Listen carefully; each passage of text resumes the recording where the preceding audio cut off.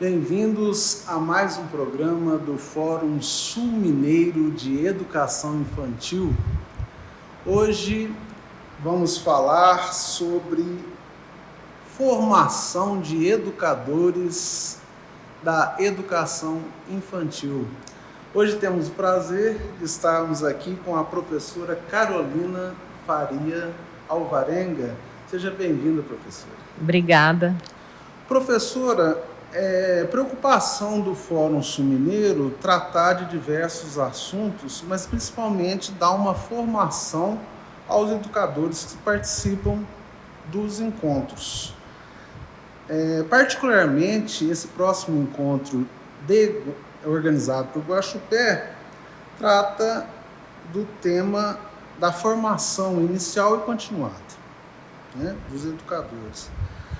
O que esperar desse próximo encontro em Guaxupé? Inicialmente, obrigada pela oportunidade de estar aqui conversando sobre esse tema. Em nome do Fórum Sul Mineiro de Educação Infantil, eu fui convidada pela equipe de Guaxupé para falar deste tema no próximo encontro, que vai acontecer semana que vem. O tema sobre formação inicial e continuada. É importante a gente pensar que nós tivemos uma conquista muito grande para a educação infantil, primeiro com a Constituição Federal em 88, né, quando a educação infantil passa a ser a primeira etapa da educação básica. Depois, alguns anos depois, com a Lei de Diretrizes e Bases, em 96, a educação infantil se fortalece como essa primeira etapa da educação básica, e nessa lei que rege a educação nacional, tanto a educação básica como o ensino superior, coloca-se a importância da educação infantil, a importância tanto da formação inicial como continuada, de professoras e professores que atuam nessa adapa da educação básica. Então, a formação inicial, ainda que a LDB admite que é possível ter apenas um magistério para ser professora ou professor de educação infantil, não é isso que nós defendemos. Defendemos que essas professoras e professores tenham pedagogia. Então, a formação inicial em pedagogia ela é fundamental.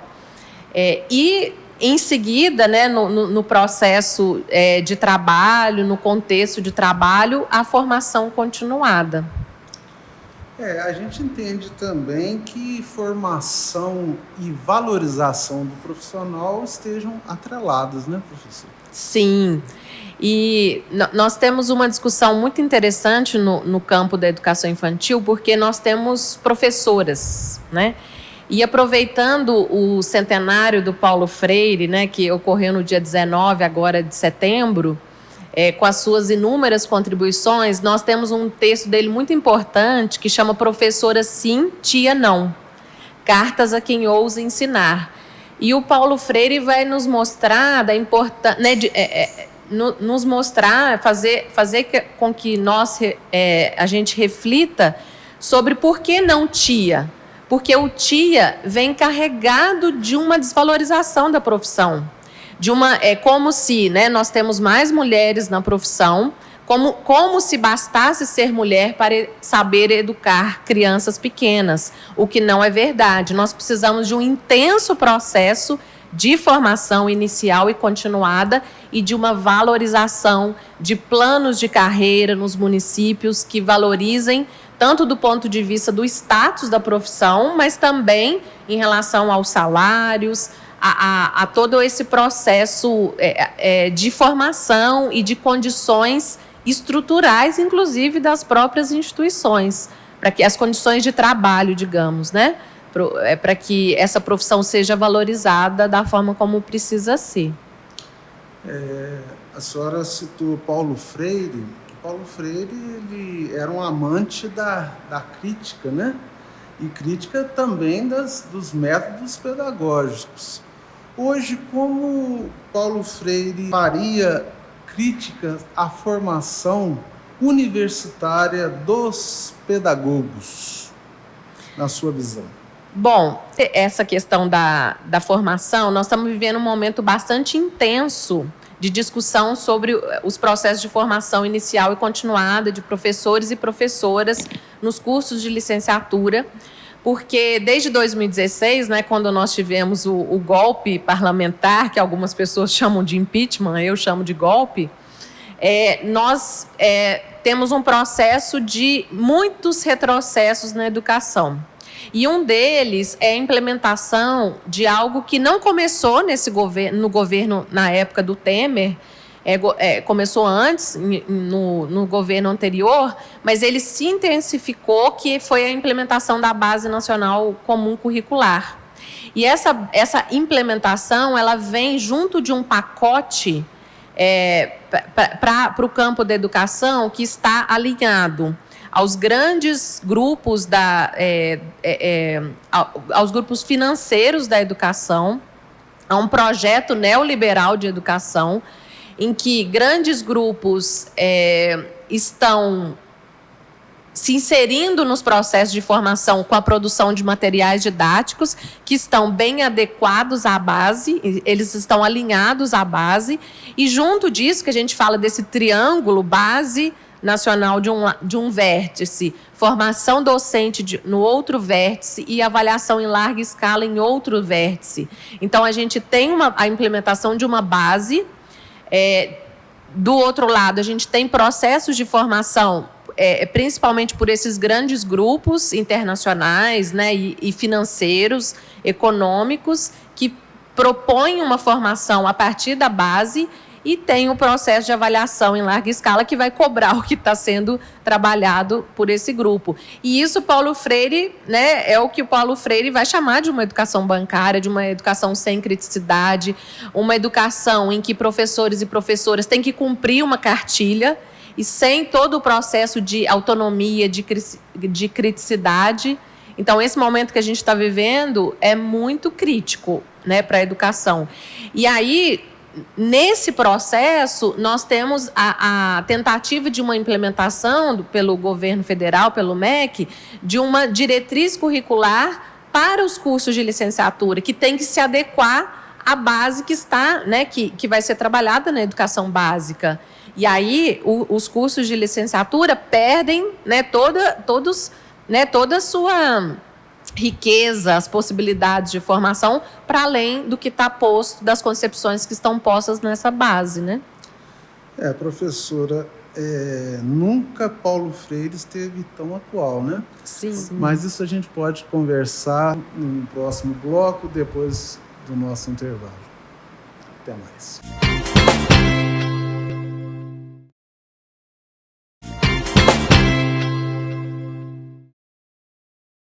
Voltando aqui, segundo bloco do programa do Fórum Sul Mineiro de Educação Infantil, formação inicial e continuada de educadores e educadores.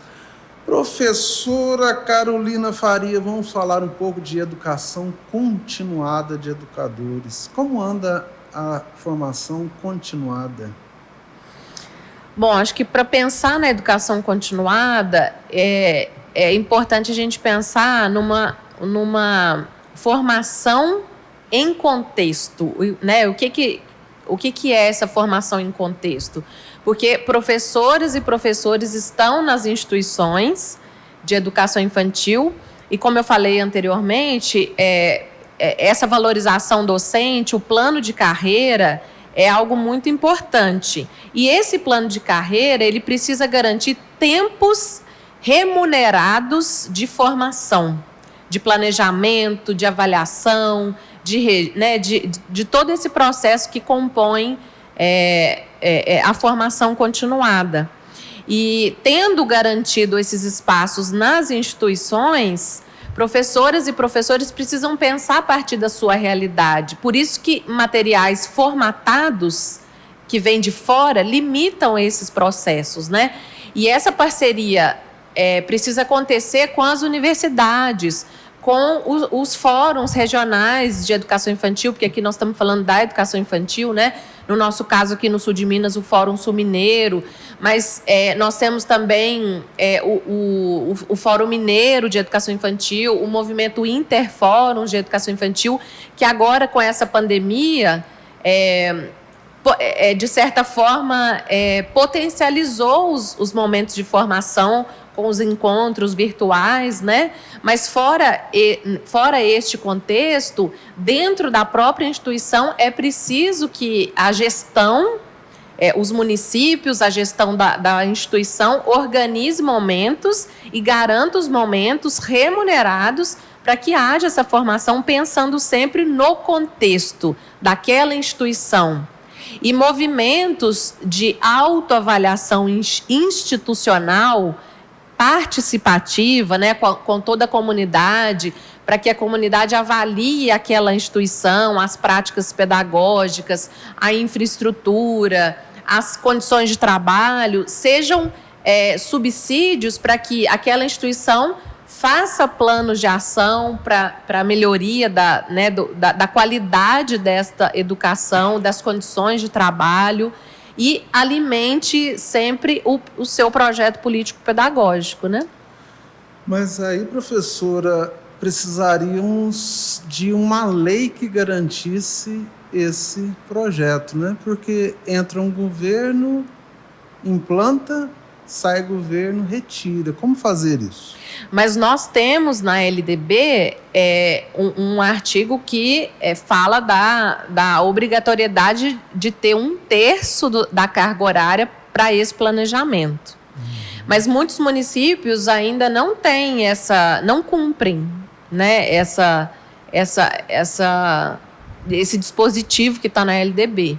E é importante que cumpra. Não dá só para professor ou professor chega na instituição, trabalha com as suas crianças, né, e não é dar aula, né? A professora chega na instituição e dá aula porque professora de educação infantil não dá aula, né? Nós temos que repensar, inclusive, os termos que a gente usa na educação infantil. Mas isso precisa estar garantido nos planos de carreira dos municípios, né? Mas o dispositivo legal já existe. Aqui a gente está fazendo essa conversa nossa dentro da Casa Legislativa e é papel do legislador fiscalizar o executivo no cumprimento desta lei, né? Sim. Então, cabe a nós, como cidadãos, cobrar cada um do seu vereador o cumprimento desta lei que garante, salvo engano, 1/3 da carga horária em formação continuada dos educadores. E quem deve fazer essa formação continuada? Quem deve prestar essa formação continuada aos educadores, professor? Então, dentro de cada instituição, por isso que eu falei da formação em contexto, dentro de cada instituição, a gestão dessa instituição, que é a coordenadora pedagógica ou supervisora pedagógica, depende do nome aí que é dado em cada município, né? Mas essa coordenadora pedagógica, ela vai fazer a formação junto com a sua equipe de professores e professores e melhor ainda se fosse com toda a equipe, tivesse momentos também com toda a equipe da instituição.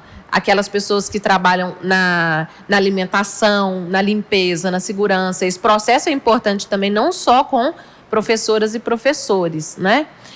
Então, esse trabalho, ele é coordenado pela coordenadora, mas ele precisa ter a parceria também, ele pode ter a parceria com universidades, né? E não com, por exemplo, as grandes editoras que estão fazendo acordos com os municípios e inserindo apostilas nos municípios. E quem que dá essa formação? São pessoas, a equipe das editoras.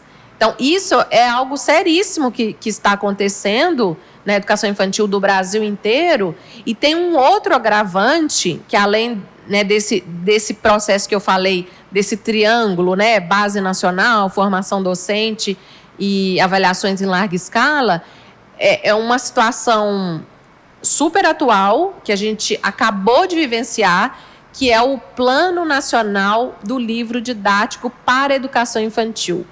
Então, nós tivemos um edital agora, de 2021, e os municípios, as secretarias municipais de educação de todos os municípios brasileiros, tinham que aderir ou não a este plano, né, a esse edital.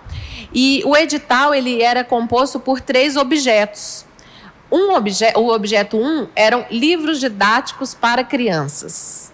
No edital, chamadas de estudantes. Então, novamente, a questão do termo que tem uma concepção por trás. Criança de educação infantil não é estudante, né? O eixo da educação infantil, segundo as diretrizes curriculares, são as brincadeiras e as interações. Não é estudante.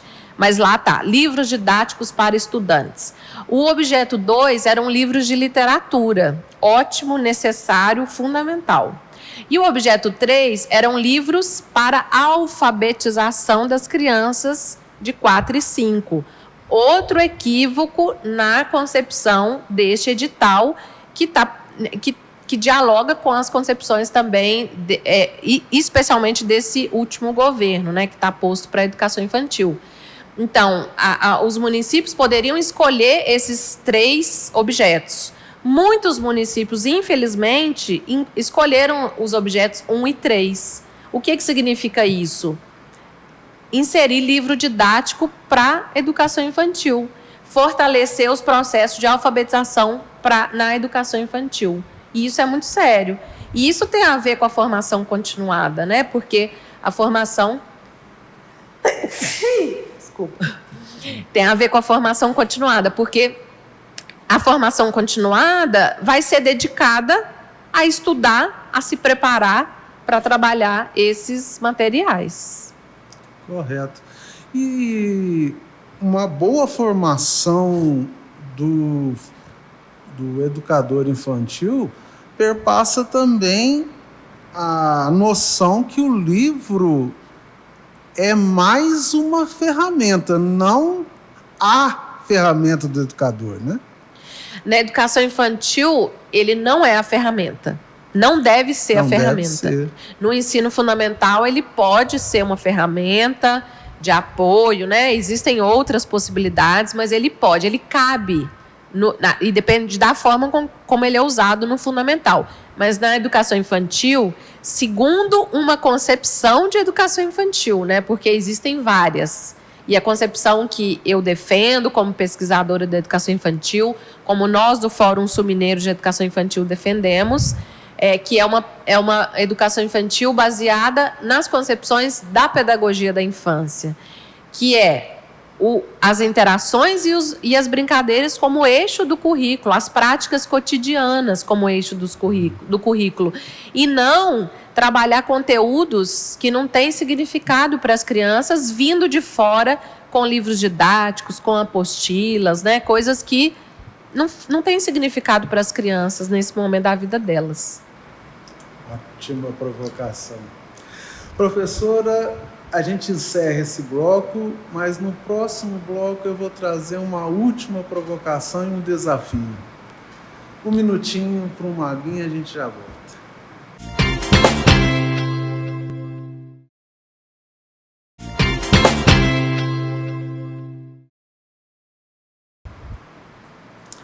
Voltando aqui ao nosso último bloco do programa do Fórum Sul-Mineiro de Educação Infantil, hoje com a professora Carolina Alvarenga. Professora, vamos ao nosso desafio, aí comemorando os 100 anos do nosso educador maior, patrono da educação brasileira, Paulo Freire. Bom, o filósofo Leandro Carnal nos fez um desafio essa semana. Ele disse o seguinte, que para combater ou defender Paulo Freire, nós precisaríamos ter lido pelo menos 2 livros do educador. O desafio é esse, nos indique 2 livros de Paulo Freire que ajudariam os educadores e educadoras e educadores na sua formação inicial e continuada? Bom, é um belo desafio, né? Eu indico o livro Professora Cintia Não, Cartas a Quem Ousa Ensinar, porque traz esse debate, né, que eu mencionei sobre por que não é a tia, né? E por que sim professor e por que não tia. Então, para todas as professoras e professores de educação infantil, eu considero um livro fundamental. E outro que eu acho importante também é o Pedagogia da Autonomia. Então, ele traz vários, como é que eu diria, tópicos, itens do processo de ensinar e aprender, né? Do que significa esse processo de ensinar e aprender. Eu acho que vale muito a pena esses dois, se eu pudesse indicar, né? Apenas dois. Ótimo. Muito obrigado, professora. Foi um prazer tê-la aqui conosco. Eu pediria, no final desse programa, que desse informações sobre o encontro lá de Guaxupé para a gente. Sim, na semana que vem, no dia 30 de novembro, das 9 às 11, no canal do YouTube do Fórum Sul-Mineiro de Educação Infantil, teremos o 153º encontro do Fórum Sul-Mineiro, com o título Educação Infantil, Multiplicidades de Aspectos da Formação Inicial e Continuada de Educadoras e Educadores. Estaremos lá. Esse programa está sendo gravado aqui na Câmara Municipal. Hoje é quarta-feira, dia 22, início da primavera. Isso. Viva a primavera, viva a natureza, viva as árvores e viva Paulo Freire, patrono da educação brasileira. Obrigado, professora. Eu que agradeço. Até o próximo programa.